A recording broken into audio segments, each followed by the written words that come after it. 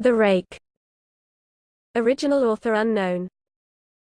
During the summer of 2003, events in the northeastern United States involving a strange, human-like creature sparked brief local media interest before an apparent blackout was enacted.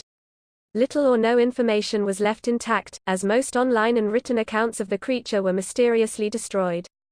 Primarily focused in rural New York State and once found in Idaho, self-proclaimed witnesses told stories of their encounters with a creature of unknown origin. Emotions ranged from extremely traumatic levels of fright and discomfort, to an almost childlike sense of playfulness and curiosity. While their published versions are no longer on record, the memories remain powerful. Several of the involved parties began looking for answers that year. In early 2006, the collaboration had accumulated nearly 24 documents dating between the 12th century and present day, spanning 4 continents. In almost all cases, the stories were identical.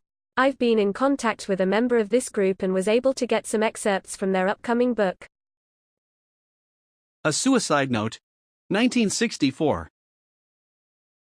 As I prepare to take my life, I feel it necessary to assuage any guilt or pain I have introduced through this act. It is not the fault of anyone other than him. For once I awoke and felt his presence. And once I awoke and saw his form. Once again I awoke and heard his voice, and looked into his eyes. I cannot sleep without fear of what I might next awake to experience. I cannot ever wake. Goodbye. Found in the same wooden box were 2 empty envelopes, addressed to William and Rose, and 1 loose personal letter with no envelope. Dearest Linny, I have prayed for you. He spoke your name. A journal entry. Translated from Spanish. 1880. I have experienced the greatest terror. I have experienced the greatest terror. I have experienced the greatest terror. I see his eyes when I close my eyes. They are hollow. Black. They saw me, and pierced me. His wet hand. I will not sleep. His voice. A Mariner's Log. 1691. He came to me in my sleep. From the foot of my bed I felt a sensation. He took everything. We must return to England.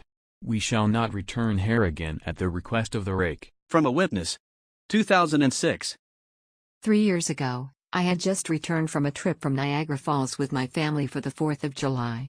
We were all very exhausted after a long day of driving, so my husband and I put the kids right to bed and called it a night. At about 4 a.m., I woke up thinking my husband had gotten up to use the restroom. I used the moment to steal back the sheets, only to wake him in the process. I apologized and told him I thought he had gotten out of bed.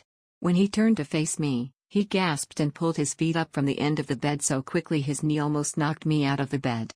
He then grabbed me and said nothing. After adjusting to the dark for a half second, I was able to see what caused the strange reaction. At the foot of the bed, sitting and facing away from us, there was what appeared to be a naked man, or a large hairless dog of some sort. Its body position was disturbing and unnatural, as if it had been hit by a car or something. For some reason, I was not instantly frightened by it, but more concerned as to its condition. At this point I was somewhat under the assumption that we were supposed to help him. My husband was peering over his arm and knee, tucked into the fetal position, occasionally glancing at me before returning to the creature. In a flurry of motion, the creature scrambled around the side of the bed, and then crawled quickly in a flailing sort of motion right along the bed until it was less than a foot from my husband's face. The creature was completely silent for about 30 seconds.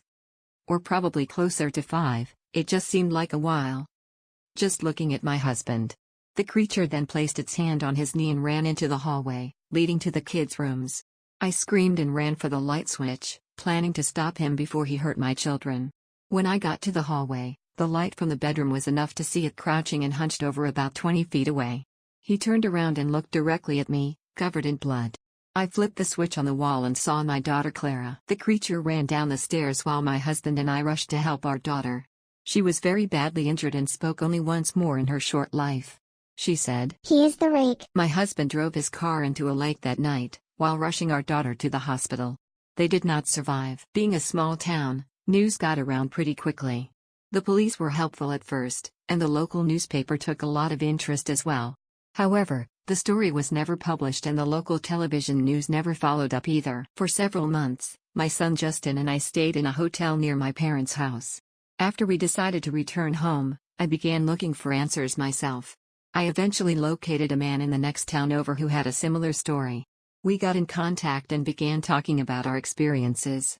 He knew of 2 other people in New York who had seen the creature we now refer to as the Rake. It took the 4 of us about 2 solid years of hunting on the internet and writing letters to come up with a small collection of what we believed to be accounts of the Rake. None of them gave any details, history or follow-up. One journal had an entry involving the creature in its first 3 pages, and never mentioned it again. A ship's log explained nothing of the encounter, saying only that they were told to leave by the Rake. That was the last entry in the log. There were, however, many instances where the creature's visit was one of a series of visits with the same person. Multiple people also mentioned being spoken to, my daughter included. This led us to wonder if the Rake had visited any of us before our last encounter. I set up a digital recorder near my bed and left it running all night, every night, for 2 weeks. I would tediously scan through the sounds of me rolling around in my bed each day when I woke up. By the end of the 2nd week, I was quite used to the occasional sound of sleep while blurring through the recording at 8 times the normal speed. This still took almost an hour every day. On the first day of the 3rd week, I thought I heard something different. What I found was a shrill voice. It was the Rake. I can't listen to it long enough to even begin to transcribe it. I haven't let anyone listen to it yet. All I know is that I've heard it before, and I now believe that it spoke when it was sitting in front of my husband. I don't remember hearing anything at the time, but for some reason, the voice on the recorder immediately brings me back to that moment. The thoughts that must have gone through my daughter's head make me very upset. I have not seen the Rake since he ruined my life, but I know that he has been in my room while I slept. I know and fear that one night I'll wake up to see him staring at me.